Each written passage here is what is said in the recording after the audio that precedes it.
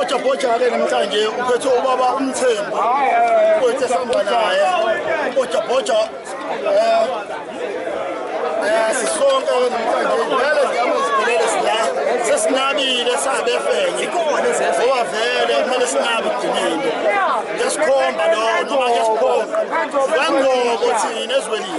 njengamanje sizoshaya ifenye vele njengenjwayelo sabe efenye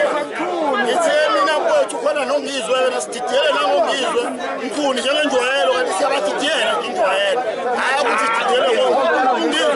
ungizwe sekuyinto yinto nje ningasabi kasosha nawe uphinde usho ngelinye ilanga sengithi-ke mina ezefenyeke ngiyinabile